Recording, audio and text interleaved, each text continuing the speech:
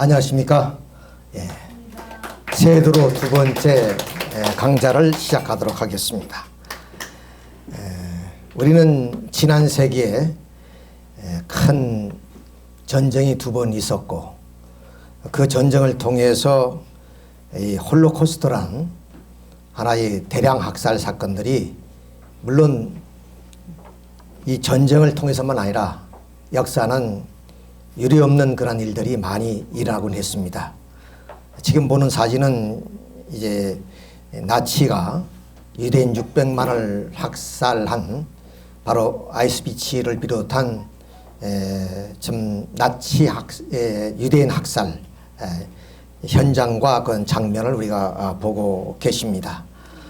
또 하나는 이 캄보디아의 그 학살 사건인데, 이것은 폴포트 정권이 바로 크메르 루주군을 통해서 학살했던 그런 사건. 그것이 1975년에서 79년 사이에 약 한 200만이 희생이 되었습니다.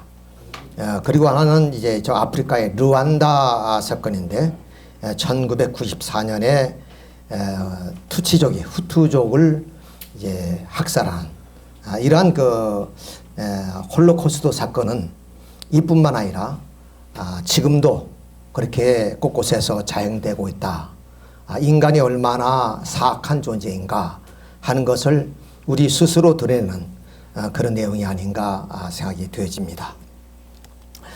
이렇게 세계적인 그런 이런 현상도 있지만은 우리는 또 가정에서부터 이런 좀 부부간의 갈등과 그리고 형제 간의 그런 우리가 이해할 수 없는 일들이 많이 벌어지고 있습니다.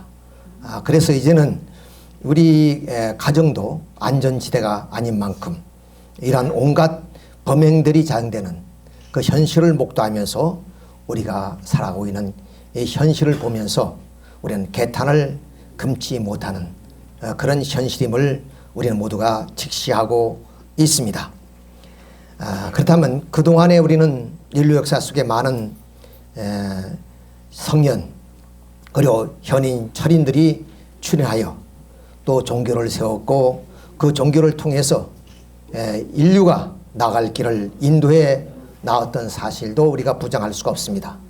그럼에도 불구하고 오늘 우리 사회는 말씀드린 것처럼 가정에서부터 사회, 국가, 세계 이르기까지 우리가 말로 다 표현할 수 없는 그런 악행들이 저지르고 있는 그런 현실 속에 우리가 살고 있는 것입니다. 그래서 이러한 하나의 현실이 왜 오게 되느냐 하는 문제를 우리가 깊게 생각해 보고자 해서 오늘 죄의 뿌리라는 주제를 가지고 말씀을 드리게 됩니다. 인간은 타락으로 말미암아 몸과 마음이 서로 갈등함으로 인해서 결국에 우리 가정이 그렇고 사회가 그런 사회가 될 수밖에 없고 국가 세계가 그럴 수밖에 없는 이런 분열과 갈등이 점철된 그런 하나의 역사가 인류의 역사다고 이렇게 우리가 볼 수 있습니다. 그래서 우리가 부르짖고 있는 평등, 평화의 세계는 인류 역사 속에 부분적으로는 모르겠지만 전체적으로는 한 번도 인류의 보편적 가치인 평화를 실현한 적이 없습니다.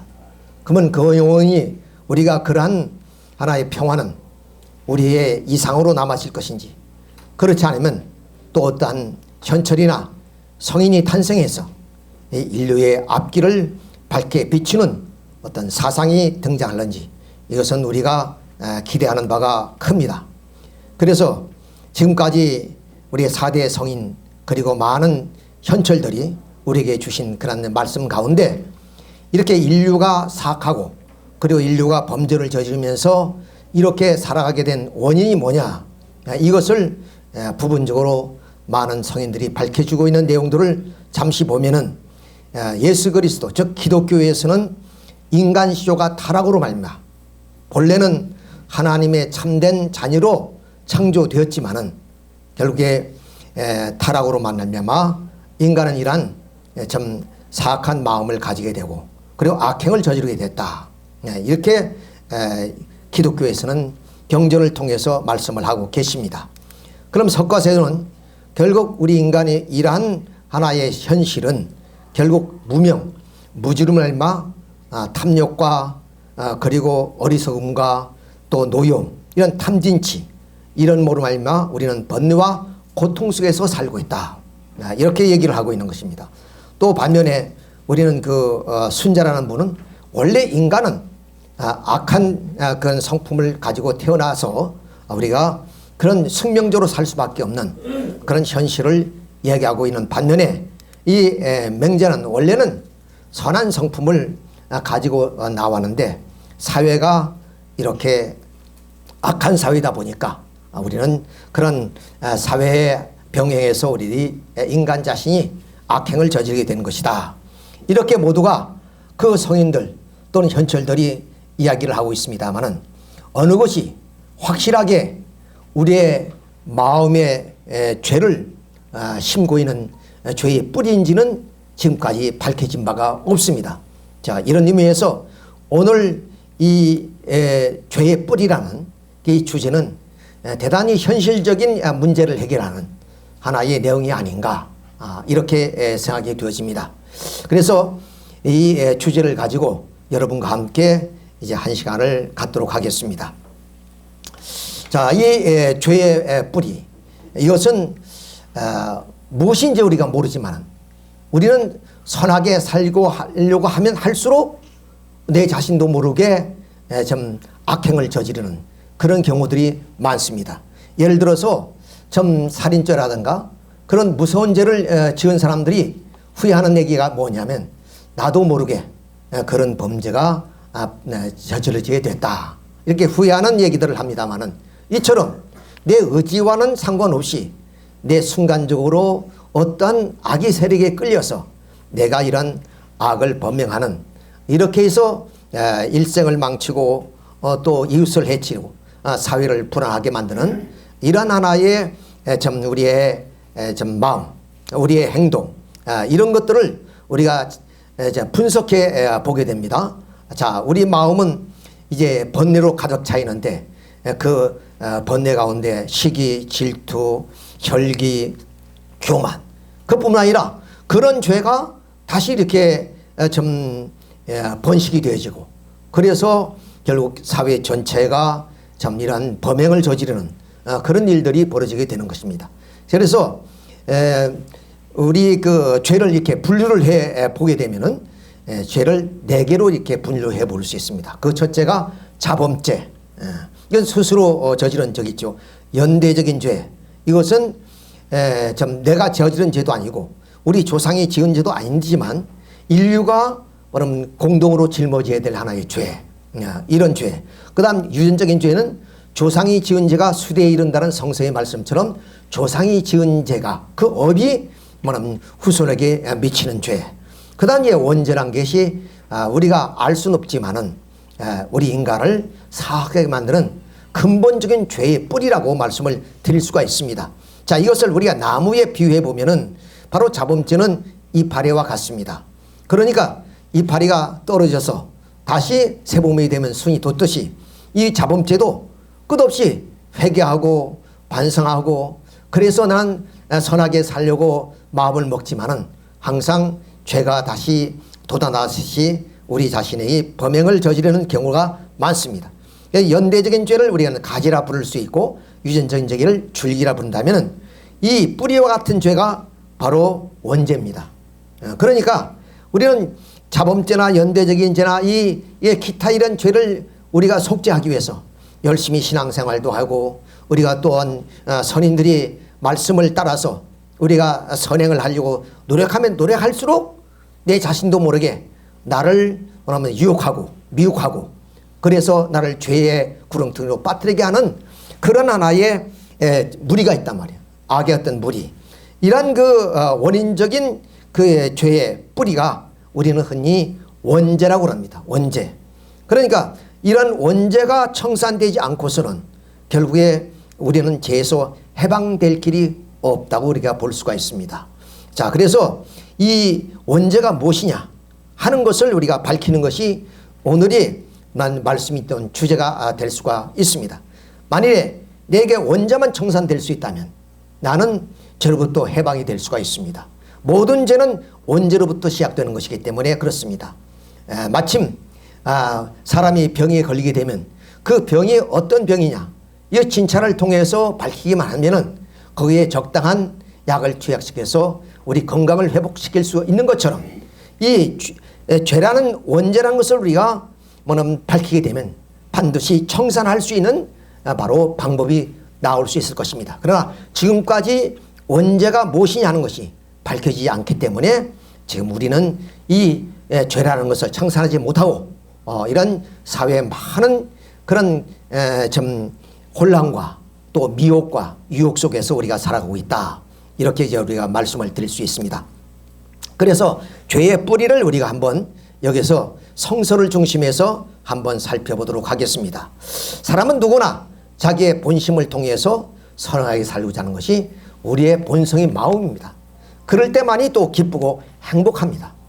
그런데 내 자신도 모르게 나를 악으로 이끌어가는 어떠한 좀 마음이 있으니 이것을 우리는 사심이라 그럽니다. 이렇게 우리 자신의 본심과 사심이 있다는 것을 부정하는 사람은 아무도 없을 것입니다.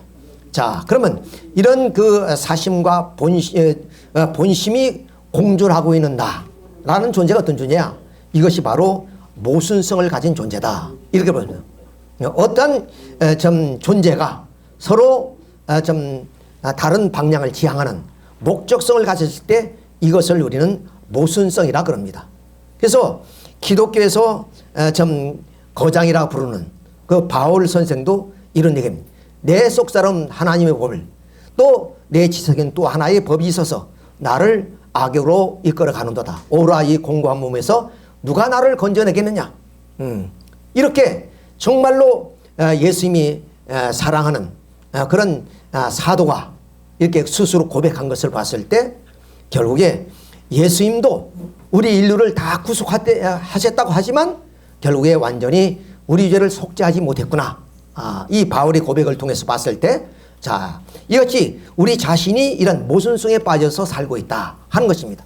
이 모순을 극복하지 않고서는 우리는 온전한 인간으로 살아갈 수 없는 것입니다. 자, 이 세상에 어떤 존재도 모순성을 가지고 태어나는 존재는 없습니다. 예를 들면 컵이 있는데 이 컵이 좀 물을 담을 수도 있고 만일 컵이 깨져서 물을 흘려버릴 수도 있다면 이 컵이란 존재의 가치는 없습니다. 그건 쓰레기통에 버려져야죠. 그러니까 어떤 존재인지 탄생할 때는 바로 모순성을 가지고 탄생하는 존재는 없습니다. 그런데 이상하게도 만물의 영장이란 인간이 이런 모순성을 가지고 존재하고 있다는 사실은 무엇을 말합니까? 원래 우리 인간이 모순성을 가지고 태어난 것이 아니라 원래는 좀 착하고 선한 그런 마음을 가진 본성의 마음을 가진 우리 인간인데 뭔가 기독교식으로 말하면 타락으로 말미암아 이러한 모순성을 갖게 됐다. 그래서 기독교에서는 이러한 모순성을 타락이라고 얘기를 합니다. 타락이라. 그러니까 결국 이 모순성은 결국 타락으로 말미암아 파멸 상태에 놓이게 되는 입장을 말합니다. 아까 컵이 예를 들었습니다만 컵이 양면의 목적을 가지니까 쓸모가 없어서 버려지는 것처럼 우리 인간이 이런 서로 인간이란 한 개체가 서로 상반된 목적을 지향하기 때문에 우리 인간은 모순된 존재요 파멸이 될 수밖에 없기 때문에 우리는 이게 필연적으로 숙명적으로 어떻게 보면 그 죄악과 싸우면서 불행한 삶을 살아갈 수밖에 없습니다.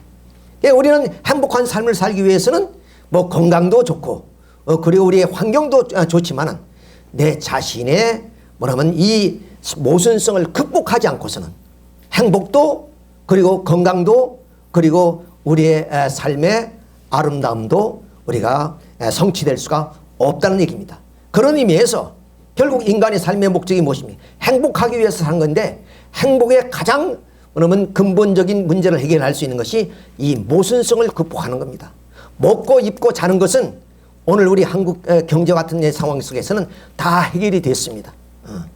이상 더 바랄 것이 무엇이 있습니까? 단지 우리가 뭐냐? 이런 모순성을 극복하지 못하고 우리는 이런 사회의 불안 또 가정의 그런 좀 부모 형제 간의 우리 전통 사회처럼 그런 질서와 또는 어떤 도덕과 윤리가 없는 상황이기 때문에 우리는 오늘 이 현실 속에서 불행을 느끼며 살아가고 있는 것입니다. 자, 그러면 이 본심의 마음은 하나님으로부터 주신 것이라면 이 사심의 마음은 어떤 마음일 것이냐? 그것이 바로 이 사심을 통해서 우리의 악의 방향으로 이끌어가는 어떤 악의 주체 세력이 있다고 보지 않을 수 없습니다. 여러분들이 좀 기억하고 생각할 수가 있겠습니다만은 우리가 무심코 좀 어떤 좋은 일을 하려고 하다가도 내 자신도 모르게 악행을 저지르는 그런 경우들이 있습니다. 이것은 분명히 내 마음이 아니라 내 마음 밖에 어떤 세력에 의해서 내가 끌려가고 있다. 이렇게 우리가 볼 수 있습니다. 그 장면을 우리가 하나의 그림으로서 한번 살펴본다면 바로 이 그림이 이제 나오지 않아서 자 어쨌든 간에 우리 배우의 어떤 악의 주체적인 세력이 있어서 나를 악의 방향으로 이끌어가고 있다는 것은 분명합니다. 자 그러면 이러한 사탄의 정체 이 정체를 밝힌다면은 우리는 이의 모순성도 극복할 수 있고 우리가 온전한 인간으로서 우리의 삶을 영위해서 행복한 삶을 영위할 수 있는 것입니다. 그런 의미에서 바로 이 죄의 뿌리란 것은 바로 문선명 선생님이 밝히신 타락론에서 밝혀지는 내용입니다. 따라서 이 타락론의 죄의 뿌리에 대해서 우리가 지금부터 자세히 한번 살펴보도록 하겠습니다. 이 성서에 보면은 인간이 타락했다는 내용이 어디 있느냐? 바로 에덴 동산에서 바로 뱀이 유혹에 의해서 선악과를 따먹고 타락하게 됐다. 이렇게 간단하게 설명을 하고 있습니다. 자, 그래서 이 죄의 뿌리는 선악과를 따먹은 데 있는 겁니다. 자, 그래서 이 선악과가 과연 문자 그대로의 어떤 나무의 열매인가? 이것을 우리가 한번 생각해 볼 필요 있습니다. 물론 오늘까지 기독교는 이 선악과가 문자 그대로의 나무라고 믿고 있습니다만은 그러나 우리가 문자대로 믿기는 너무나 황당한 얘기가 아닐 수 없습니다. 어째서 먹는 하나님이 인간을 위해서 먹을 수 있도록 창조된 그런 과일이 인간을 타락시킬 수가 있을 것인가 하는 것입니다. 자, 이 밑에 그림은 미켈란젤로가 천지 창조의 그림 가운데 한 부분입니다만은 이렇게 선악과를 따먹는 즉 아담과 헤아가 선악과를 따먹는 그런 장면을 우리가 보고 있습니다. 자, 그런데 이 성서에는 이 선악과가 문자 그대로 나무 열매냐 하는 데 있어서의 뭐냐면 의아심을 갖는 분들도 없지 않아 있습니다. 이로 인해서 결국에 이 선악과 문제라든가 여러 가지 비유와 상징의 내용을 통해서 결국 이 교파가 분열이 되고 이런 것이 오늘 기독교의 현실입니다. 그러니까 우리는 이 선악과라는 것이 얼마나 중요한 우리의 인생의 문제를 해결하는데 중요한 것인가를 우리가 알 때만이 우리의 문제를 해결해 나갈 수가 있다고 볼 수가 있습니다. 그래서 이 선악과를 우리가 어떤 나무인지 성서에는 밝히지 않고 있기 때문에 이 선악과가 문자 그대로 나무 열매냐 그렇지만 비유와 상징이 하는 것을 우리가 이해하기 위해서는 열매를 모르니까 나무를 알면은 우리가 열매가 어떤 나무 열매냐는 것을 알 수가 있습니다. 그래서 선악을 알게 하는 나무는 선악과를 맺은 나무입니다. 그러니까 선악을 알게 하는 나무를 알면은 선악과가 무엇이냐 하는 것을 우리가 알 수가 있습니다. 자, 그런데 이 에덴 동산에는 이 생명나무와 선악을 알게 하는 두 나무가 있었다 그래요. 자, 그래서 이 선악을 알게 하는 좀 나무를 우리가 이해하려면은 먼저 우리는 여기서 먼저 말씀드린 것이 선악과가 무엇이냐 하는 데 대한 우리의 질문을 한번 던져봐야 됩니다. 질문을 한번 던져봐야 돼요. 그것은 자 문자 그대로 나무의 열매라면은 사랑의 하나님께서 왜 그런 나무를 지어놓고 또 성서를 보면 보암직도 하고 먹음직도 한 탐스러운 열매라 그랬어요.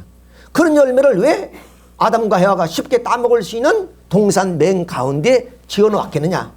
세상의 부모님도 자식이 뭐는 만지거나 또는 어떤 위험성이 있는 것은 감추거나 손에 닿지 않은 곳에 놔두는데 왜 하나님 사랑의 하나님께서 그 선악과를 에덴 동산 맨 가운데 지어놨느냐, 이렇게 우리가 질문을 던져보지 않을 수 없습니다. 그리고 예수님께서 먹는 것이 죄가 될 수 없다 그랬습니다. 입으로 들어가는 것이 죄가 되는 것이 아니라는 겁니다.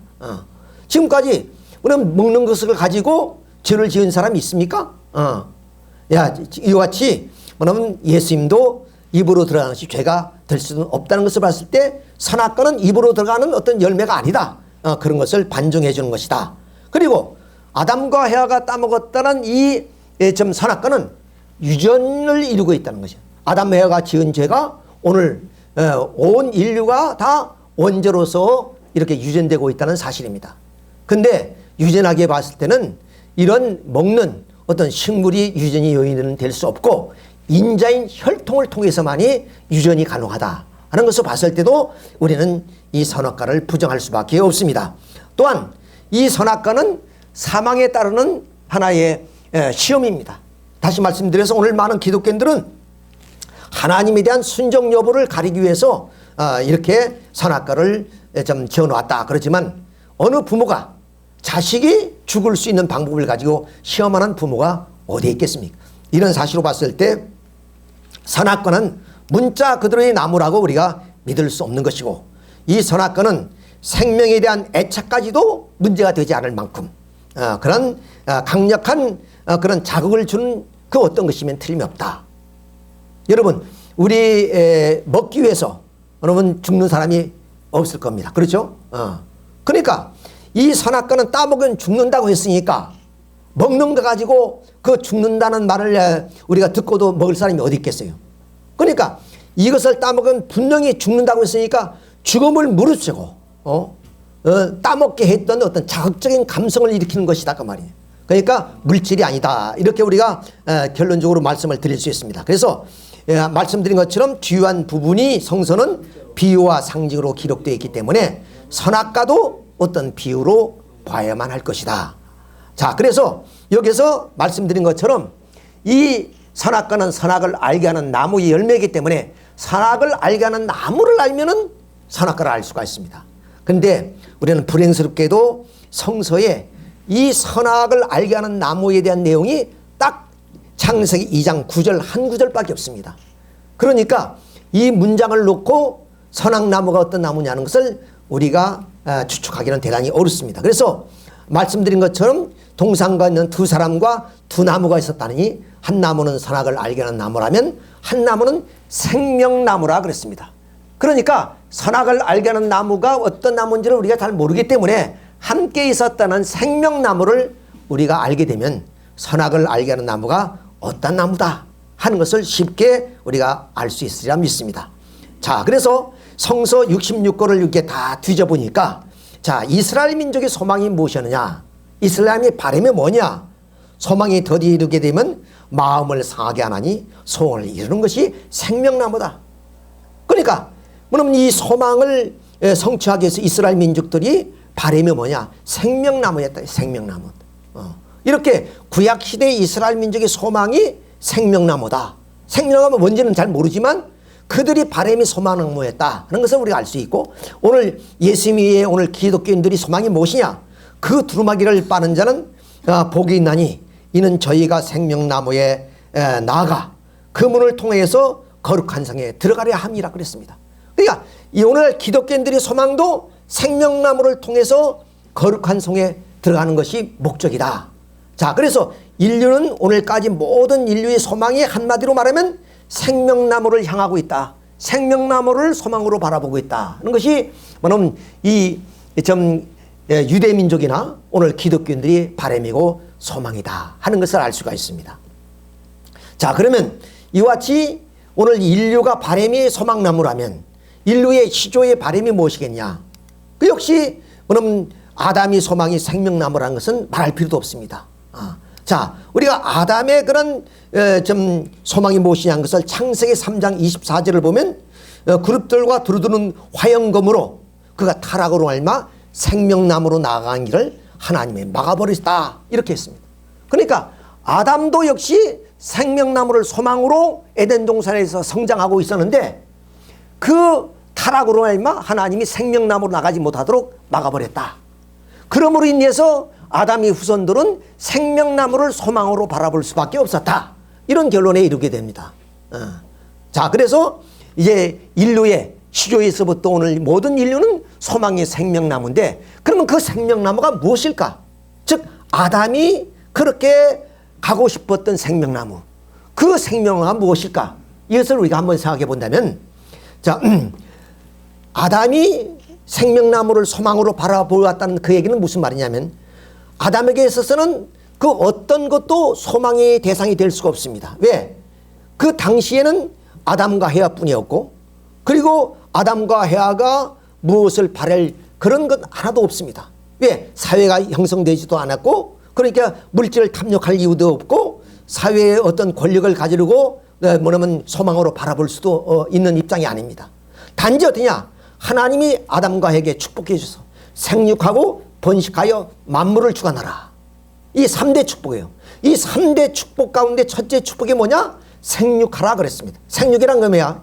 바로 하나님처럼 완성해서 인격을 갖춘 그런 사람이 되어라.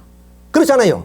우리도 뭐냐면 첫째 우리 가정의 사이들이 뭐냐면 착하게 성장해서 좀 두루두루 인격을 갖춘 그런 인재가 되면 자연적으로 물질이란 것, 그리고 사회란 모든 조직 속에서 인품을 가지고 있기 때문에 뭐든지 다 능리할 수 있는 그런 능력자가 되는 거 아니겠어요?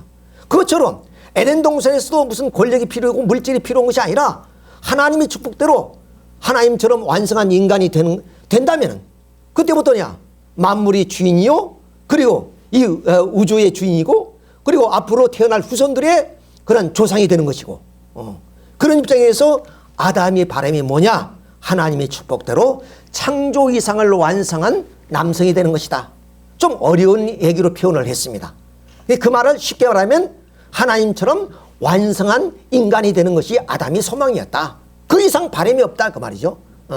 자, 그러니까 이 생명나무가 소망이란 말은 아담이 이러한 인간, 하나님처럼 완성한 인간이 되는 것이 바람이었다. 그래서 생명나무란 말은 아담이 완성한 아담을 비유한 말이다. 완성한 아담을 비유한 말이다. 이렇게 해석이 되어질 수가 있습니다. 자, 그럼 동산 가운데 두 사람과 두 나무가 있었다 그랬습니다. 그러면 이제 생명나무는 우리가 알았습니다. 그러면 생명나무와 함께 있었다는 선악을 알게 하는 나무는 어떤 나무냐? 두 사람과 두 나무가 있었다면 한 사람은 아담이라면 또 한 사람은 해와지요. 그러면 이 아담을 상징하는 생명나무가 있었다면 해와를 상징하는 나무도 있어야 될 거니 그것이 바로 선악을 알게 하는 나무더라. 그러면 해와는 어떠냐? 아담만 창조 이상을 완성한 남성이 되는 거냐? 아니다. 너는 여성도 창조 이상을 완성한 여성이 되어서 이들이 장차 하나님의 쌍수를 축복해주면 부부 인연을 맺고 자녀를 이루고 가정을 이룰 거 아니겠어요? 그러니까 그러면 여성도, 즉 해와도 창조 이상을 완성한 여성이 되어야 된다네. 그러니까 해와도 바람이 뭐냐? 선악을 알게 하는 나무가 이상으로 바라봤다는 거야. 그래서 선악을 알게 하는 나무는 해와를 비유한 말이다. 근데 성서 속에는 인간을 나무로 비유한 말이 많아요. 나는 포도나무니 너희들은 가지니라. 돌감람 나무는 참감나무에 접붙여야 한다. 또 우리 흔히 우리 가정에 쓰는 말이 너는 우리 집의 기둥이다. 이렇게 나무로 비유한단 말이에요. 그러잖아요. 이런 이유들이 바로 에덴 동산에서의 이런 비유를 설명해 주고 있다. 이렇게 말씀을 드릴 수 있습니다. 그래서 우리는 이러한 그 내용을 통해 봤을 때 바로 선악을 알게 하는 나무는 해와를 비유한 말이다 하는 것을 알 수가 있습니다. 그러면 그 열매는 어떤 열매입니까? 선악을 알게 하는 나무의 열매니까 해와의 좀 어떤 열매다. 이건 이제 다음 장에서 설명을 드리도록 하겠습니다. 자, 여기서 또 하나의 우리가 해결해야 될 문제가 뭐냐? 아담과 해와가 따먹으면 죽는다고 그랬으니까 안 따먹으려고 그랬어요. 왜 따먹으면 죽으니까? 근데 미혹자가 있었고 유혹자가 있었다. 그것이 바로 뱀이라고 이 성서는 기록하고 있습니다. 근데 이 뱀은 아이러니하게도 바로 인간과 대화를 하는 뱀이었습니다. 그리고 하나님이 아담과 해에게 따먹지 못하도록 하셨던 하나님의 비밀을 알고 있는 사람이었어요. 그리고 인간을 유혹했을 뿐만 아니라 또 그 유혹했으니까 인간보다 지혜가 높았다. 왜? 인간은 지금 아담과 에는 어린 사람이었고 뭐냐면 그렇기 때문에 지혜가 있었다. 그리고 그 소재지가 땅이 아니라 하늘이다. 그리고 능력자다. 꼬일 만큼 그런 능력이 있었다. 그리고 이 존재는 시공간 공간을 초월한 어떤 존재였다. 자, 이런 것을 봤을 때 과연 우리가 세는 이 파충류인 뱀이냐? 우리가 그렇게 생각하는 사람은 없을 것이라고 생각되십니다. 자, 그래서 성서를 다시 한번 살펴보니까 계시록 12장 9절에 하늘에서 큰 영을 누이 쫓기니 옛뱀이라고 했습니다. 옛뱀은 에덴 동산에서 헤아를 꼬인 뱀. 옛뱀이 바로 쫓겨나서 무엇이 되냐? 마귀가 되고 사탄이가 되었다. 이렇게 성서는 기록했어요. 자, 그러니까 이 뱀이 뭐냐면 하늘에서 쫓김을 받아서 마귀 사탄이가 되어서 이 마귀 사탄이가 어디예요? 우리 인간이 심령과 능력을 지배하고 있어요. 시공을 초래해서 공중 권세를 가지고 우리 인간의 마음을 지배하고 있다 그 말이야. 그러니까 영물이 아닐 수 없다. 영적인 존재가 아닐 수 없다. 시공을 초월하니까. 자, 그러면 이런 영물 가운데, 즉 하나님이 창조한 시공을 초월한 어떤 영물 가운데 바로 좀 인간과 대화를 할 수 있고, 그리고 하나님의 뜻을 알 수 있고, 또는 이제 소재가 하늘이고, 그리고 인간의 심령을 시간과 공간을 초월해서 지배할 수 있는 능력자, 하나님이 창조한 창조물 가운데 영물인데 이러한 내용을 갖춘 존재가 어떤 존재냐? 있느냐? 하늘 땅을 다 뒤져보니까 하나가 있어요. 그분이 천사더라. 천사. 천사는 영물이고 천사는 인간보다 먼저 지어졌잖아요. 그러니까 인간을 미혹할 수 있는 능력이 있는 존재이고. 자, 이래서 천사라고 규정을 지어보게 됩니다. 그런데 이것을 반증하는 성서가 있습니다. 그것이 베드로후서 2장 4절에 보면 범죄한 천사를 용서치 아니고 흑암에 가두셨다. 이렇게 씁니다. 자, 그러니까 이 천사가 뭔가 범죄를 저질렀어요. 이런 범죄를 저질렀다. 아주 큰 범죄인 것 같아요. 이 가둔 걸 보면은. 자, 그런데 우리는 이제 그 천사가 뭐 이렇게 범죄를 저질렀으니까 그것은 바로 이 뱀을 비유한 말이 아니겠느냐 이렇게 볼 수가 있어요. 자, 그래서 우리가 여러 가지 상황을 봤을 때 이 천사는 바로 우리가 성서에서 뱀으로 표현되는 그런 존재다 이렇게 표현될 수 있습니다. 여기 이제 아까 미켈란젤로의 천지창조의 또한 한 부분을 보면은 바로 이 아담과 해와가 선악과를 따먹는 그런 장면을 묘사했는데 어디 있어요? 물론 뱀처럼 그려놓았지만은 우리 인간 같은 모습, 이런 모습으로 나오죠. 이런 걸 봤을 때 미켈란젤로는 바로 이 뱀이 아니고 천사라는 것을 알고 이렇게 그림을 그렸다고 볼 수가 있습니다. 자, 이런 면에서 봤더라도 천사가 뱀으로 비유되어져 나왔다. 이렇게 말씀을 드릴 수가 있습니다. 자, 그러면 왜 이 천사를 많은 동물이 있는데 뱀으로 비유했을까? 그것은 이제 이 뱀이 혀가 둘이다. 그래서 한 입 가지고 두 말을 하는 이중인격적인 하나의 표상체다. 그리고 먹을 것을 있으면 꼬아서 먹는다. 꼬아서 먹는다. 꼬아서 먹는다. 이런 여러 가지 이유 때문에 성서는 이 천사를, 타락한 천사를 뱀으로 비유했다. 이렇게 우리가 볼 수가 있습니다. 자, 그래서 이 천사의 어떤 죄를 지었느냐? 아까 말씀드렸죠. 천사가 범죄하여 흑암에 가두셨다. 이렇게 했는데, 그럼 그 천사가 어떤 범죄를 저질렀냐? 이것을 우리가 한번 살펴보게 되면 이 성서 유다서라는 그 책 속에 이런 얘기했습니다. 또 자기 제의를 지키지 아니하고 자기 처소를 떠난 천사들을 큰 날의 심판까지 영원한 결박으로 흑암에 가두셨으며. 그러니까 아까 말씀드렸죠. 천사가 범죄를 저질렀다. 근데 얼마나 큰 범죄인지 아주 흑암에 결박을 해놨어요. 결박을 해놨어. 그 정도로 큰 죄를 지은 것입니다. 그러면 이 천사가 이러한 죄를 지은 그것은 누구를 닮았느냐? 옛날에 소돔과 고모라는 성이 있었습니다. 이 소돔과 고모라 성이 어떻게 망했느냐면 음란죄로 말미암아 망했어요.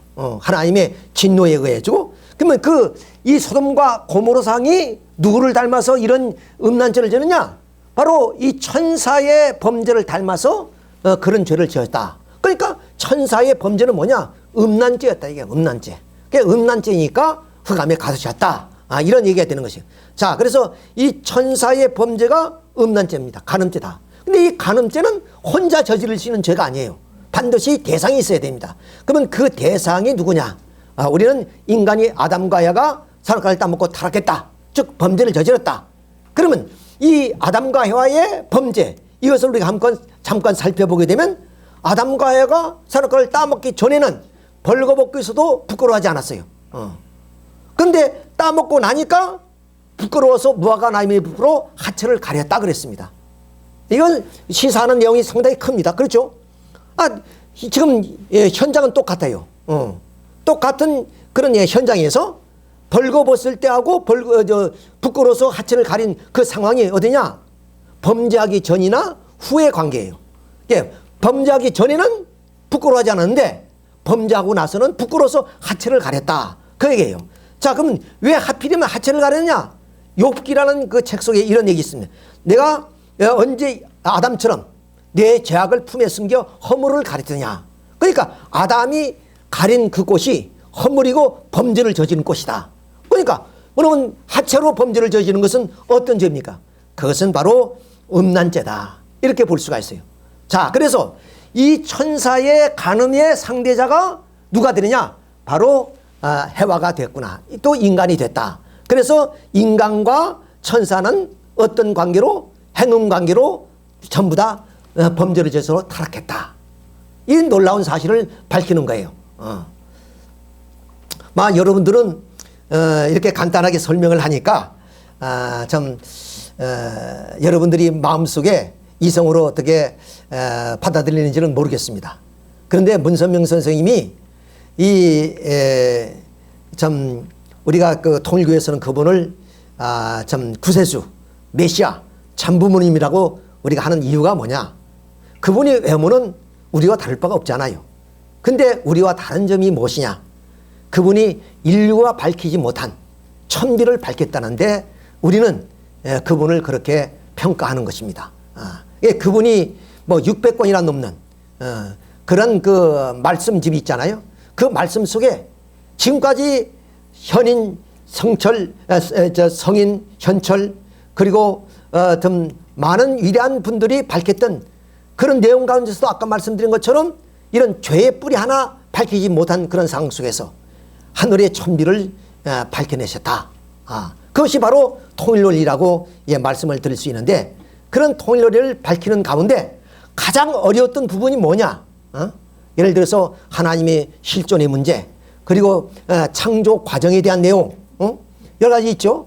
그 다음 인간의 죽음과 삶 문제 또 예수님이 이 땅에 오셔서 그런 그 속죄의 문제 이런 등등의 수많은 그런 밝혀져야 될 내용들이 있음에도 있는 가운데 그중에 가장 어려웠던 것 난해했던 것이 뭐냐면 이 사탄의 정체를 밝히는 것 이것만큼 어려운 것이 없습니다.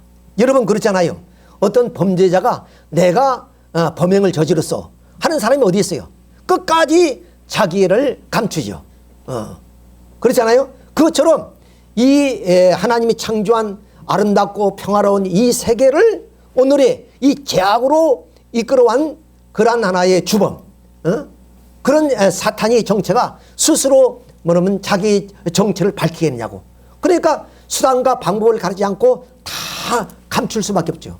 그래서 성인도 현철도 그 어떤 분들도 사탄의 정체를 못 밝혔어요. 단지 성서에 뭐냐면 뱀이라고만 이렇게 표시되어 나왔던 거예요. 그래 뱀인 줄 알아서 그럼 좀 억울하게 뱀만 맞아 죽었죠. 얼마나 많은 뱀들이 기독교인들이 죽었어요. 자, 그러면 이 타락론을 선생님께서 죄의 뿌리를 밝히는데 어떤 과정을 갖춰서 밝히느냐? 물론 이 원리 자체를 밝히는데도 선생님이 그런 말씀이에요. 저 태평양 심해에 핀셋으로 모래알 하나하나를 집어 올리는 같은 심정으로 원리를 써내려갔다. 그만큼 이 원리를 밝히는 것이 쉬운 일이 아니다. 필생에 자기의 생명을 걸고 문선명 선생님께서 이 원리를 밝혀내셨다. 그런 말씀을 하신 거예요. 우리는 구세주 메시아 그러면 하늘의 영감을 준다든가 하나님의 계시를 주셔서 그냥 그 원리를 착 쓰시는 분이라고 생각할 수 있죠. 특히 오늘 기독교인들이 그렇게 생각해요. 마침 성서가 축자 영감설로처럼 하늘이 불러줘서 쓴 것처럼 그렇게 생각하는 사람도 있단 말이야. 그런데 왜 문선생님이 위대하냐? 그럼 아까 말씀드린 어떤 현철도 성인도 밝히지 못한 그 얘기를 당신이 그러면 그 영감과 그리고 영적인 그런 능력과 그리고 또한 자기의 노력을 통해서 그렇게 밝혀냈다는 거예요. 그래서 말씀드린 것처럼 심해에서 모래알 하나를 끄집어내는 것 같은 그런 점으로 그렇게 밤낮을 가르지 않고 기도하고 그리고 탐구하고 그리고 또 영계에 올라가서 그러면 예수님께 또는 부처님께 또 많은 성인들에게 그것을 물어보고 그러면 다 아니라고 그런다는 거예요. 아니라고. 그럼 다시 내려와서 그것을 다시 그러면 탐색하고 그래서 하나하나 써 내려왔다. 그 중에 타락론이 뭐냐? 깜깜한 밤에 개미 한 마리가 벽에 기어다녀요. 그러니까 이것은 눈으로도 볼 수 없고 또 그 움직이는 모양을 어떻게 뭐냐면 귀로 들을 수도 없는 그런 상황에서 핀셋으로 딱 그 개미 한 마리를 집어내는 그것이 타락론을 밝히는 과정과 같았다. 그러니까 생명을 걸고 이 말씀을 밝혀낸 겁니다. 그런 귀한 말씀을 여러분이 지금 듣고 있는 거예요. 근데 우리는 흔히 성인들이 하신 말씀이겠거니 이렇게 생각하지만 그와 전혀 다른 말씀이라는 것을 여러분이 좀 실감 있게 들어주시면 고맙겠습니다. 자, 그래서 이렇게 뭐냐면 사랑 관계란 것은 어디냐면 죽음을 초월합니다. 그렇잖아요. 그러니까 아까 말씀드렸듯이 선악과를 따먹으면 죽는다 그런데 그 선악과를 따먹었단 말이에요. 그것은 단순한 그런 과일이 아니라 죽음까지도 초월할 수 있는 자극적인 어떤 감성을 주는 것이라고 말씀을 드렸어요. 그렇기 때문에 바로 이 사랑이기 때문에 죽음을 초월해서 그 사랑 행위를 했다. 이렇게 보는 겁니다. 그래서 그 사랑은 어떻게 보면 우리가 가장 귀하고 거룩하고 성스러운 거예요. 왜? 우리 인간은 사랑에 의해서 태어나서 사랑을 우리가 채우려면서 그리고 살다가 그 사랑을 베풀고 가는 거예요. 이렇게 우리 생애 출발도 그리고 과정도 목적도 사랑을 목적을 이루는 것이 우리의 삶입니다. 그러니까 사랑은 귀하고 고귀한 것이고 거룩한 겁니다. 그런데 왜 우리는 사랑을 천하게 여깁니까? 그 사랑이 바로 잘못으로 말미암아 즉 다시 말씀드리면 사랑의 질서와 법도에 있을 때는 고귀하고 거룩한 것이지만 그 질서와 법도를 떠났을 때는 천한 것이 되어버린다. 이렇게 우리가 그래서 우리 사회에서도 불륜을 저지르면 과거에는 동구 밖으로 쫓겨버렸잖아요. 마을 사람들이. 그 정도로 사랑이 천해지게 된 이유가 바로 인간쇼의 타락으로 말미암아 사랑의 음란으로 말미암아 이런 사랑이 추악해지게 됐다 하는 것을 말씀을 드릴 수가 있습니다.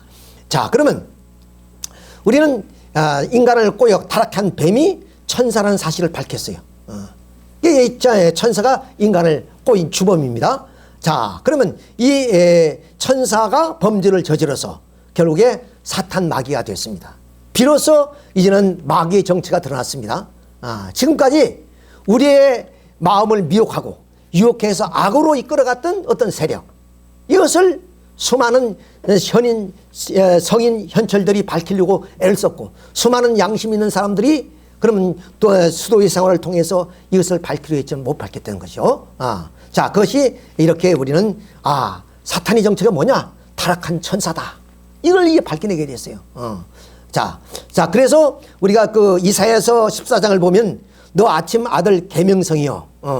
이걸 우리가 성서에 보면 그 천사장이 미가엘, 가브리엘, 누시엘 이 3대 천사가 있는데 물론 천사가 많이 있는데 그 세 존재가 천사장이에요.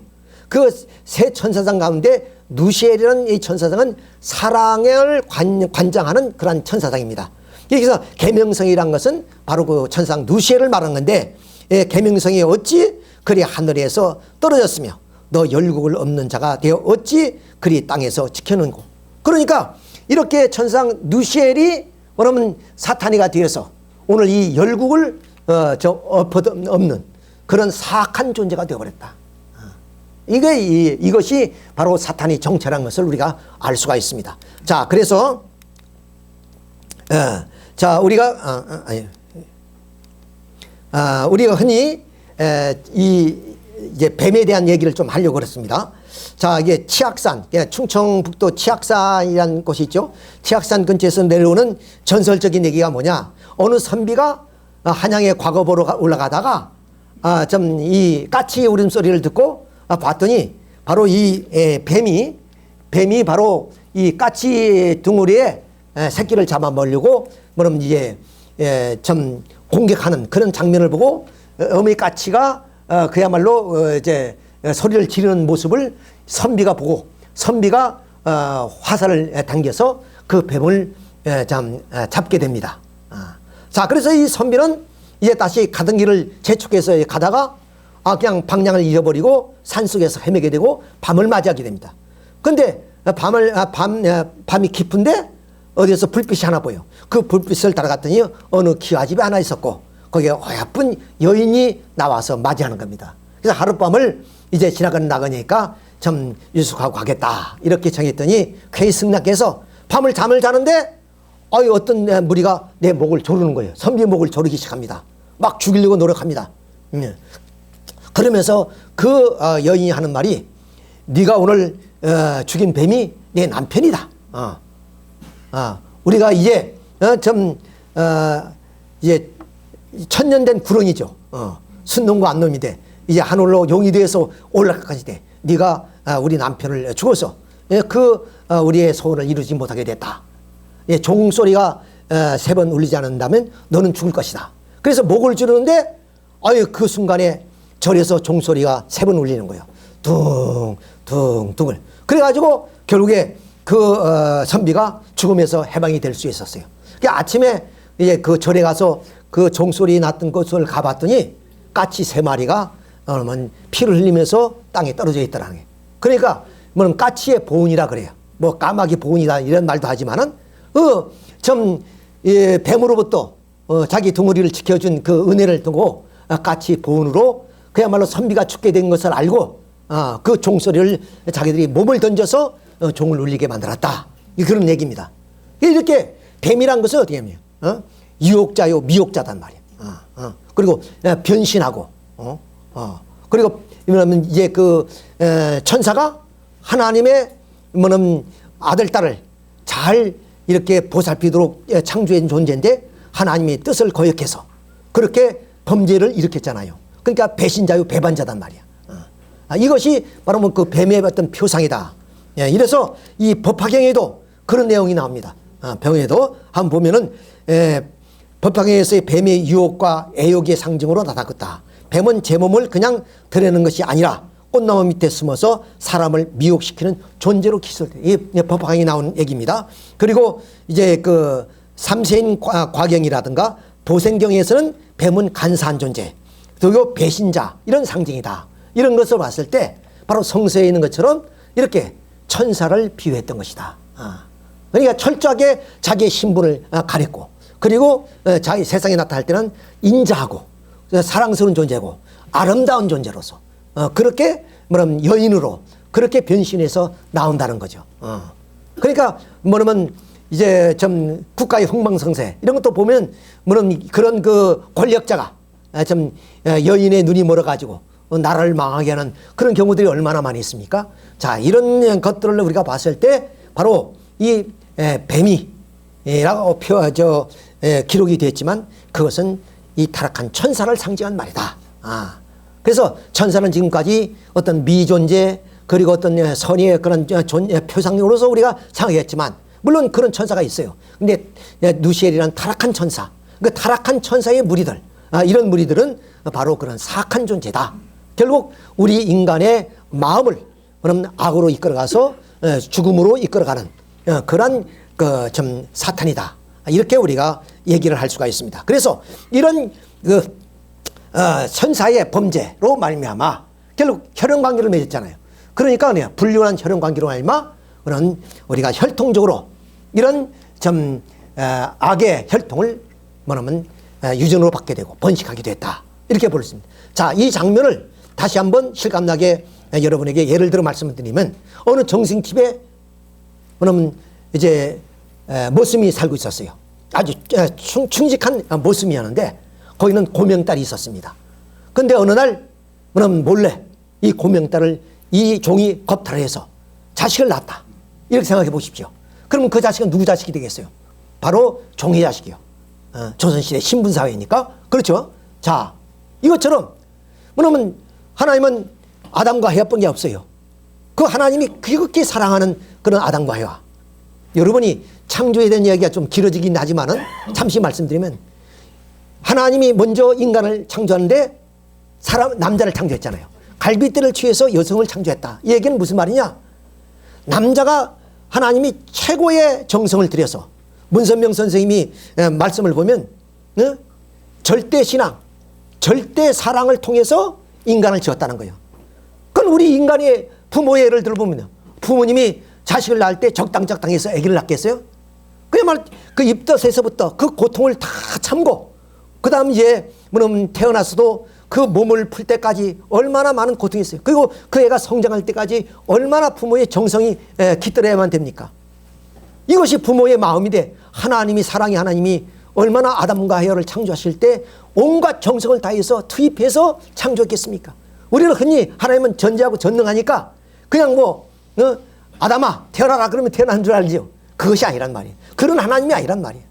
우리 인간처럼 온갖 지성과 정성, 절대 신앙, 절대 사랑, 절대 복종의 마음을 가지고 하나님은 아담을 창조했다. 그 창조에서 얼마나 그 아담이 훌륭하고 그걸 아름답고 그리고 하나님의 행복한 그런 대상으로서의 아들, 딸로 창조했겠습니까? 그거에다가 다시 해와를 창조하셨단 말이야. 그러니까 처음부터 나중에 창조하실 때는 더 아름답게 지어야 돼. 그래서 여성이 아름답게 지은 거예요. 여성의 감성이란 것은요, 남성이 잘 파악이 안 돼요. 조그마한 것에도 눈물이 나고, 조그마한 것에서 환희를 느끼고, 조그마한 것에도 감동이 생기고, 그래요. 남자가 느끼지 못하는 희열을 여성들은 느끼는 거예요. 그것이 바로 여자의 마음입니다. 그렇게 하나님 창조했단 말이에요. 그렇잖아요. 그러니까 해와가 더 아름답게 창조한 거예요. 아름답게 창조한 그런 해와를 누가? 천사가 노렸단 말이야. 그것처럼 아름답고 정말로 그 정성집의 무남동료, 이 무남동료를 종이 겁탈내버렸으니 기가 막힌 사연 아니야. 기가 막힌 사연이지. 이와 같은 사건이 바로 에덴 동산에서 일어났다. 이걸 한번 생각해 보세요. 실감이 안 느끼냐? 자, 이것이 바로 당시의 상황이다. 그래서 우리 인간은 사탄이 혈통을 입었기 때문에 좀 사탄 마귀의 자식, 뱀들아 독새의 새끼들아 너희가 어찌 지옥의 심판을 패겠냐. 예수님이 멀쩡한 유대인들을 가르쳐서 뭐라냐? 독사의 자식이라는 거예요. 뱀의 자식이라는 거예요. 얼마나 진노하는 얘기겠어요. 이것이 바로 우리의 인간이 사탄의 혈통을 이어봤기 때문에 그렇다는 것을 증명해 주는 내용이다. 이렇게 말씀을 드릴 수 있습니다. 자, 그래서 이제 선악과는 뭐냐? 이걸 밝히는 거예요. 이제는 사탄을 우리는 찾았습니다. 우리를 미혹하고 유혹시키는 사탄을 찾았어요. 근데 이 선악과 이것을 근본적으로 우리가 찾아 세우려면 어떠냐? 자, 이 해와를 뭐냐면 선악나무로 비유했죠. 그러면 이 선악과는 해와의 사랑이면 틀림없을 것이다. 예, 해와가 열매가 무엇이? 사랑밖에 없지요. 자, 이것은 해와는 어떤 입장이 있느냐? 자, 하나님의 그런 말씀을 믿고 순종하고 하나님의 사랑을 받으면서 선한 나무로 성장해서 선한 나무라는 것은 선하게 성장해서 순결을 지키고 그 다음에서 선의 열매를 맺어야 된단 말이야. 선의 열매를 맺어 아름다운 그런 이게 여인으로 아주 좀 아가씨로 규수로 이렇게 성장해야 돼. 그래야 아담의 배필이 되는 거 아니에요. 자, 그런데 이 해와는 어떤 입장이냐? 하나님의 말씀과 사랑을 통해서 선한 나무도 될 수 있고 또 이 천사의 유혹에 의해서 악한 나무가 돼서 악의 열매도 맺을 수 있는 입장에 있었던 것이 바로 해와의 입장이었다. 그래서 해와를 가리켜서 선악을 알게 하는 나무다 이게. 선의 나무도 될 수 있고 악의 열매도 나무도 될 수 있는 그런 위치에 있었던 것이 바로 해와의 입장이었다 그 말이야. 해와의 입장이었다. 자, 그래서 해와는 선의 나무가 되지 못하고 악의 나무가 돼서 악과를 따먹고 말았으니 결국 해와의 사랑은 뭐냐면 선악과라고 했다. 선악과라고 했다. 그래서 이 선악과는 해와가 선의 나무가 되어서 성과를 맺었더라면 선의 혈통을 번식해서 바로 인류를 하나님의 자녀로서 그러면 이 땅 위에 충만하게 번식할 것인데, 악과를 따먹고 뭐냐면 악의 피와 살을 받아서 악의 혈통을 번식했기 때문에 예수님은 독사의 자식, 마귀의 자식이라고 진노하셨던 이유가 여기에 있다는 것을 우리가 알아야 됩니다. 그럼 따먹었다는 건 뭐냐? 우리는 그것을 가지고 뭐냐면 우리의 뭐냐면 이제 피와 살을 만들었다. 따먹었다는 말은 결국에 그 사탄의 혈통을 이어받게 됐다 하는 것을 의미하는 것이다 하는 것을 우리가 알 수 있습니다. 자, 이름으로써 이제는 인류의 근본적인 원죄를 우리가 밝히게 됐고, 또 인류를 미혹하고 인류를 유혹하는 그런 사탄이라는 존재가 바로 타락한 천사라는 것을 우리가 이제 밝히게 되었습니다. 자, 그러면 이제 우리는 이제 죄의 뿌리란 것은 여기에서 분명히 짚고 넘어야 될 것이 바로 천사와 타락한 천사와 인간 시조가 불륜한 그런 성적 관계를 통해서 말하면 악의 혈통을 번식한 것이 바로 이 죄의 출발점이었다 하는 것을 알 수 있습니다. 그래서 간음은 우리가 역사적으로 볼 때도 원죄를 유전하게 되고, 그리고 가장 큰 죄악으로 종교마다 이 간음을 그렇게 칭하게 되는 겁니다. 그리고 유대민족은 이제 종교인들은 금욕생활, 그래서 독신주의가 나온 이유도 여기 있어요. 독신주의가 나온 것도 이런 근거에서 우리가 볼 수 있다. 그리고 인간이 타락한다면 뭐는 눈으로 타락할 게 있습니까? 보았다는 것 가지고 타락할 수 있습니까? 먹었다는 건 뭐는 타락이 아니라는 것을 우리가 알게 되고, 뭔가 음란한 것을 들었다고 해서 그것이 타락이라고 할 수 있습니까? 타락할 수 있는 것은 성적인 관계밖에 없다. 그래서 우리 인체 가운데 가장 중요한 부분이 뭐냐? 성이에요. 성이에요. 뭐 어떤 사람은 심장이다, 뇌다, 뭐 뇌나 심장이 멈추면 죽는 거죠. 그렇지만은 이 성이란 것은 뭐냐면 얼마나 중요하면 사랑의 기관이고 생명을 탄생시키고 물론 혈통을 번식시키는 거예요. 이만큼 더 중요한 것이 우리 육체 가운데 생명을 탄생케 해주는 부분이 어디 있어요? 그 기관이 성만큼 중요한 것이 어디 있습니까? 자, 이런 입장에서 하나님이 가장 귀중한 것이 이렇게 사탄에 의해서 타락되어 버렸다. 그래서 우리 인류 역사를 통해서 봤을 때 이 성의 문제는 가장 우리가 역사적으로나 또는 우리 현실적인 문제에서 문제가 되고 있는 내용이다. 그래서 종교마다 음란을 최고의 죄로 규정짓고, 이스라엘 민족이 자식이 태어나면 8일 만에 좀 할례를 하는 그런 내용이라든가, 그리고 말세에는 이런 음란죄가 말하면 참 이렇게 더 확대되어 나오는 그런 현상, 이런 것들, 또 사회적인 여러 가지 문제, 이런 여러 가지 문제들을 우리가 종합해 봤을 때 결국에 인간의 죄의 뿌리는 음란이라는 것은 부정할래야 부정할 수가 없습니다. 그러니까 어느 가정이든지 이런 문제만 잘 해결이 된다면 부부간의 사랑이 연그러지게 되고, 그 자녀들도 그 부모의 사랑을 중심해서 건전하게 성장할 수밖에 없어요. 그러나 가정이 해체되고 깨어지는 이유는 주로 이런 문제 때문에 해체가 되는 거예요. 그러면 왜? 가정이 해체되면 부모 자식 간에도 이별이 되지고, 모든 그 문제가 또 사회의 하나의 문제로 남나게 되는 그런 현상이 벌어집니다. 그런 만큼 결국에 이 사랑의 문제는 결국에 에덴 동산에 벌어진 하나의 사건으로 말미암아 오늘의 이러한 현상들이 재현되고 있다 하는 것을 우리가 부정할 수가 없습니다. 자, 그래서 마지막으로 이제 한 장면을 말씀드리고 오늘 강의를 마치도록 하겠습니다.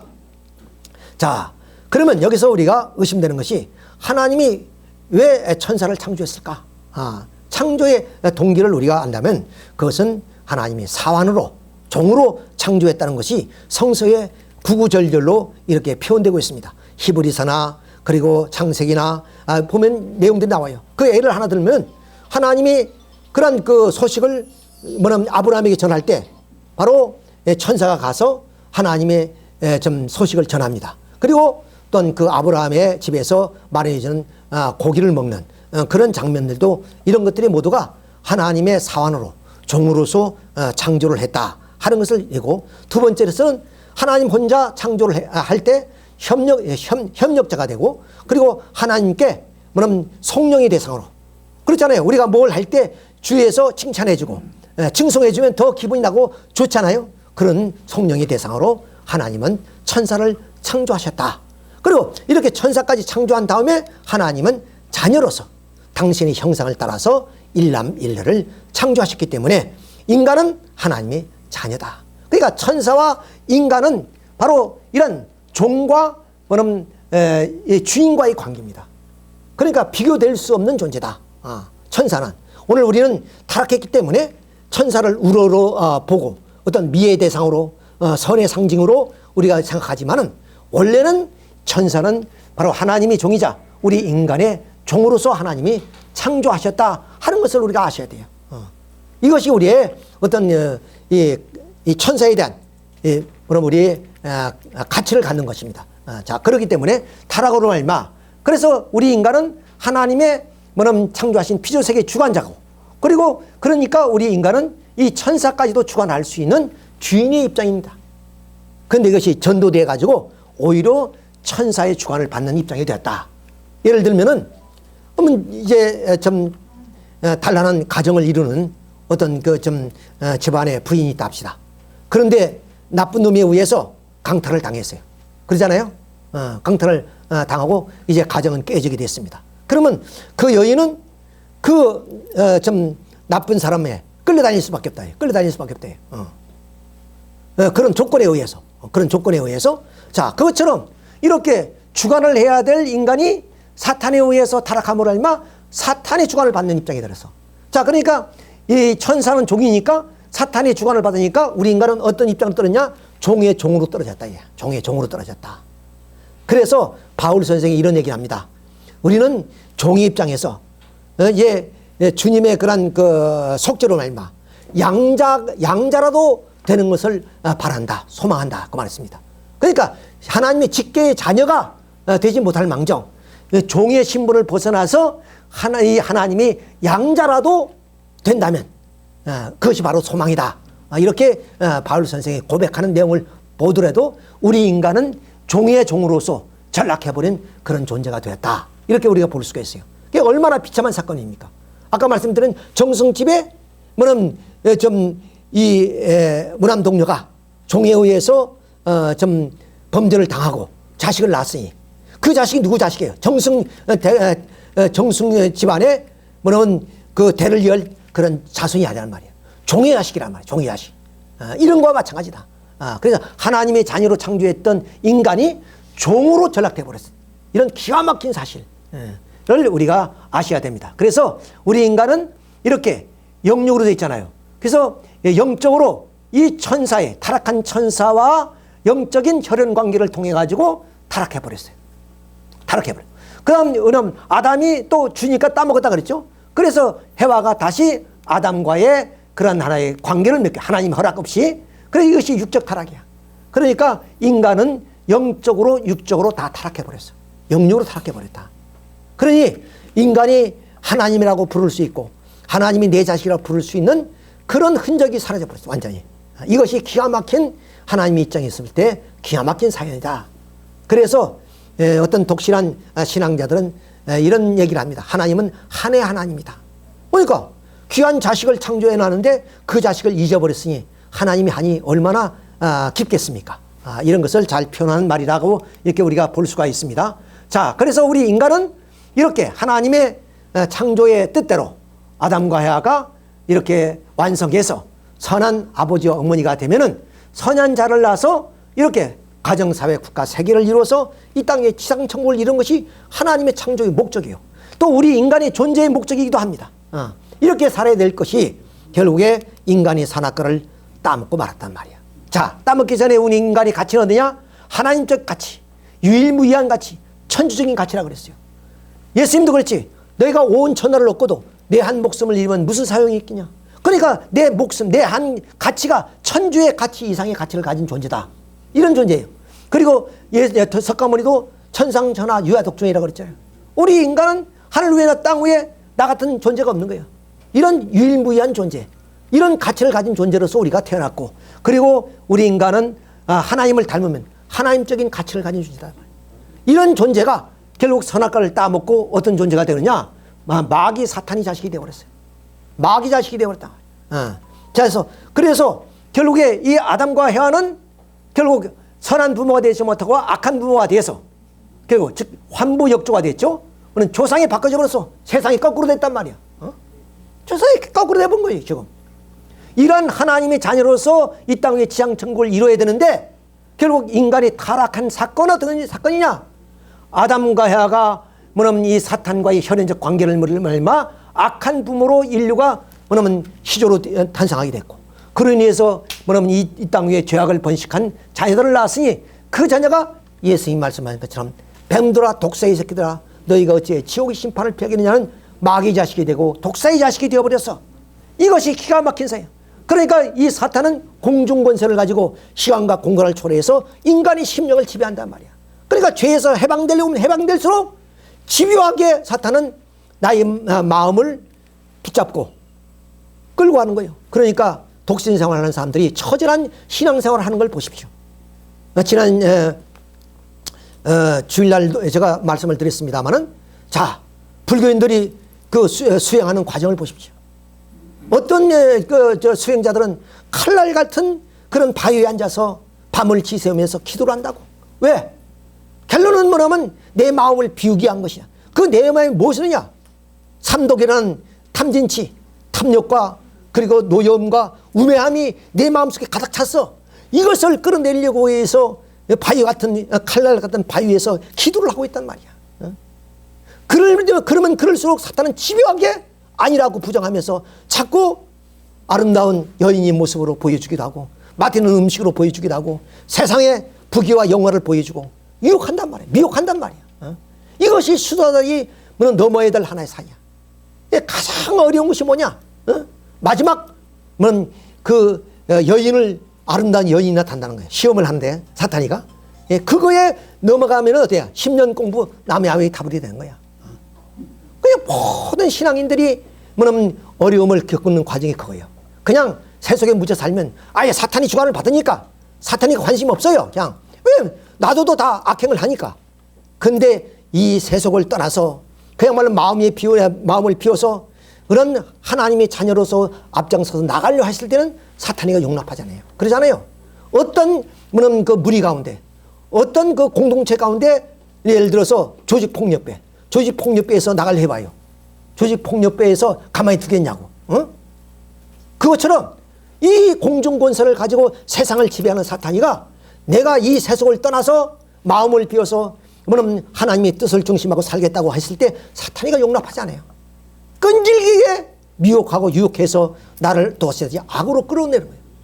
그러니까 수도의 길을 가다가도 포기하고 오는 사람이 많단 말이야. 자, 이것이 우리들이 지금 삶의 현실이에요. 그것은 뭐냐면 사탄이가 이런 공중권세를 가지고 세상을 치려고 있는 거예요. 세상을 치려고. 자, 여기서 이제 어떠냐? 우리 인간은 좀 그 사탄의 지배를 받고 있는데 이러한 현실을 우리가 다시 한번 비교해 봅시다. 자, 우리는 원죄를 가졌어. 그러니까 그 죄가 결국 유전돼서 유전죄, 연도적인 죄, 자범죄를 계속 저지른 거야. 그러니까 마침 새봄에 새싹이 뜨듯이 물론 풀잎을 뜯으면 다시 그 뿌리가 있으니 돋아나시 원죄가 있으니까 내 죄는 자꾸 뭐냐면 그것이 유전되고 다시 솟아나는 것이요. 또는 우리는 무지에 빠지기 때문에 사후의 세계를 몰라. 그리고 사후의 세계를 보니까 이 지상의 애착을 느끼고 이 지상에서 부귀와 영화를 누리기 위해서 온갖 수단과 방법을 가리지 않는단 말이에요. 이런 무지에 빠졌다. 또 사탄이 자식이 되어 아까 말씀드린 종의 종이 되어버렸다. 타락성 본성을 가져가지고 혈기, 질투, 교만, 또 불교에서 말하는 삼독인 탐진치, 이것을 범행하는 우리가 되었다. 이것을 벗어나기 위해서 얼마나 우리가 수도 생활을 해야 되냐, 이런 것들을 우리가 볼습니다. 또 이 땅 위에는 하나님의 자녀들이 살아야 될 아름다운 세계가 지상 지옥으로 변하고 말았다. 말씀드렸죠? 우리 인간은 하나님적 가치, 유일무이한 가치, 천주적인 가치를 가진 우리 존재가 결국 사탄이 종이 되어서 사탄의 의도대로 움직이는 데가 되었다 말이야. 그래서 우리는 선인들이 가르침, 부모들이 가르침 뭐냐? 본심대로 양심대로 살아라. 그리고 우리는 현혹돼서 미혹되거나 그렇게 살지 말고 그야말로 조선시대의 선비정신을 가르쳤잖아요. 꼿꼿하게 불의에 대해서는 우리 좀 한가하고 불의에 대해서는 타협하지 않는 그런 마음을 가지고 살라고 가르치는 이유가 무엇이냐? 바로 이 사탄이가 지배하는 이 세상이기 때문입니다. 자, 이런 현실이 하나님이 바랬던 그러한 이상세계가 아니었단 말이에요. 그러니까 하나님은 한탄할 수밖에 없어요. 그래서 창세기 6장 6절에 보면 인간 지으심을 한탄하셨다고 말씀하십니다. 어느 부모가 자식을 낳고 너 자식을 낳은 것이 내가 한탄스럽다 하는 부모가 어디 있어요? 그거 같단 말이야. 내가 좀 내 10개월 동안 어머니 뱃속에서 치성과 정성을 다해서 낳고 키운 이 자식이 차라리 너가 내가 태어나지 않았으면 좋을 뻔했다. 이런 얘기를 하는 부모의 마음이 어떤 마음이겠느냐. 이것이 바로 하나님이 인간을 바라보시고 통곡하시는 그런 마음이다. 그래서 문선명 선생님은 이런 사실을 알고 통곡하시는 거예요. 통곡. 어느 정도 통곡하시느냐. 지금도 여러분들이 한번 그 유적지를 가보시면 좋을 겁니다만은 청파동, 그러니까 서울역 뒤편에 있는 청파동이라는 동네가 있죠. 그 청파동 오르막길을 올라가면은 일본 시대 그런 집이 하나 있습니다. 그 집에 2층 집인데 그 좀 초대교회 때 거기서 선생님이 기도하고 눈물을 흘리시면 그 눈물이 결국 다다미 빵을 적시고 그 다음 마루를 뚫어서 밑에 층까지 떨어졌다는 그런 얘기를 들은 적이 있습니다. 그렇게 통곡하시는 거예요. 왜? 하나님의 심정이 세계에 들어가 보니까 기가 막힌 사연이 벌어졌단 말이야. 우리가 생각하는 하나님이 아니란 말이야. 절대로. 우리는 하나님께 뭐가 달라고만 하잖아요. 내 사정을 다 하나님께 고하고 하나님 나에게 주십시오 하는데 문 선생님이 말씀은 나는 하나님께 의지한 적이 없다. 내 감옥에 가더라도 하나님이 걱정하고 염려할까 봐서 나는 하나님께 위로를 해드렸다. 하나님의 의지에서 이 말씀을 선포한 것이 아니고 하나님을 의지해서 지금까지 하나님이 섭리를 있게 펼쳐온 것이 아니고 평화의 세계를 실현하기 위해서 몸부림쳐온 것이 아니에요. 하나님이 혹이나 그렇잖아요. 뭐 자식들이 부모님께 그러면 나는 참 잘 살고 있습니다. 건강합니다. 왜 자기의 어려움을 토하면 부모님이 더 걱정하니까 이것이 효자의 마음이야. 그러니까 뭐 되도록이면 하나님 마음을 상하지 않게 하나님을 더 슬프게 만들지 않기 위해서 문 총재님은 그렇게 하나님께 당신의 사정을 고하지 않았다는 거야. 오히려 하나님을 위로하면서 좀 자기의 평화의 세계를 실현하기 위해서 노력할 수밖에 없었다는 하나님의 그 예수님이 문 선생님의 심정. 그러니까 문 선생님이 그 자선에도 보면 내 마음을 알고 나의 위로의 한마디를 던지면 나는 통곡이 벌어질 수밖에 없을 것이다.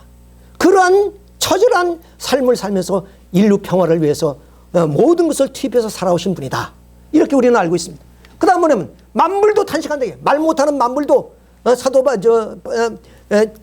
바울이 보니까 영적으로 보니까 만물들도 울고 있더라는 거예요. 만물들도. 참된 주인이 나와서 우리를 사랑해주고 우리를 주관해줘야 될 그 주인이 없어서 이런 악한 주인의 지배를 받는 그들의 모습도 처절하게 슬프다는 것을 표현하고 있는 내용이 바로 로마서에 나옵니다.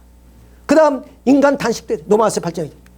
내 마음으로는 하나님의 법을 내 몸은 죄의 법을 섬긴다. 오라 이 공고한 몸에서 누가 나를 건져내겠느냐. 이거 통곡이란 말이야. 그러니까 우리는 이런 것도 생각도 안 했고 이런 경험의 경지까지도 가져보지 못하니까 이 세상이 그저 그런 대로 좋구나 해서 살지만은 현실적으로 보면 우리가 좀 이 땅에 와서 무엇을 남기고 가는 거냐. 인생으로서의. 그래 호랑이는 그래도 죽으면 가죽이라도 남기다 그러지. 우리 인간이 남길 것이 뭐가 있어요? 사악한 그런 삶의 내용밖에 남긴 것이 없어요. 자, 그래서 이제 마지막 말씀으로서 유대인들이 죽을 때 뭐냐면 이야기를 한번 전해드리고 말씀을 마치도록 하겠습니다. 이제 우리는 저승사자라 그러는데 유대인들은 하나님을 믿으니까 천사가 온다는 거예요. 임종 때는 천사가 와서 데려간대요. 왜? 길을 모르니까 데려가겠죠. 데려가는데 요단강을 건넌다는 겁니다. 요단강을. 요단강을 건널 때 천사가 말하기를 요단강 물을 마시고 건너겠습니까? 그대로 건너겠습니까? 요단강을 건너면 저승으로 가는 거예요. 예. 그러니까 물을 마시면 어떻고 안 마시면 어떻습니까? 물을 마시면은 지금까지 이승에서 살던 모든 것이 지워집니다. 깨끗하게 지워서 깨끗한 모습으로 저승에 들어갑니다. 자, 선생님, 우리 김순태 회장님, 요단강 물을 마셔야 되겠습니까? 안 마셔야 되겠습니까? 마시겠습니까? 또 우리 이명규 장로님은 마셔야. 참 훌륭하신 분들입니다.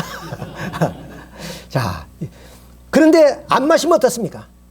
그대로 간다는 거야. 내 이쪽에 사랑하는 것도 있고 죄악을 범한 것도 있고 다 그대로 간다는 거예요. 그러니까 마시고 가야 되겠죠. 마시고 가야 되겠죠. 왜? 여기서 저지른 죄가 너무 많아서. 우리가 일생을 살면서 좋은 일보다 나쁜 일이 더 많을 수도 있잖아요. 자, 마시고 가면 좋겠죠. 그런데 마시고 가면 어떠냐? 현대말로, 현대용어로 포맷을 하고 가는 겁니다. 포맷. 여러분이 이제 그 저장하는 칩 있죠. 칩을 포맷해버리면 모든 것이 삭제됩니다. 그렇죠. 그러니까 이승에서 알콩달콩 사랑했던 부부간의 애정에도 다 사라지고, 부모가 자식을 사랑했던 그 아름다운 사랑도 다 사라지고, 부모 형제도 다 사라지고, 완전히 모든 것이 다 지워진 포맷이 돼 있어. 그 세계 가면 어떤 세계야? 사막과 같이 나 홀라 딱 서 있습니다. 이래도 마시고 가겠습니까? 미운정 고운정, 그래도 정이 있어야 살맛이 나는 것이고, 그래도 저 세계 가서 내가 지옥에 가더라도 내 곁에 그래도 내가 정을 나눌 수 있던 사람이 있다면 그것이 유한이 될 수 있잖아요. 자, 그러니까 우리 김수태 회장님도 마음을 고쳐먹고, 만약 천사가 요단강물로 마시라 그러면 안 맞겠어. 안 마시겠어요. 그래서 가 있어야 됩니다. 예. 자, 마시지 않고 가야 되겠죠. 예? 그래도 미운정 고운정 그렇게 해서 우리 가야 됩니다.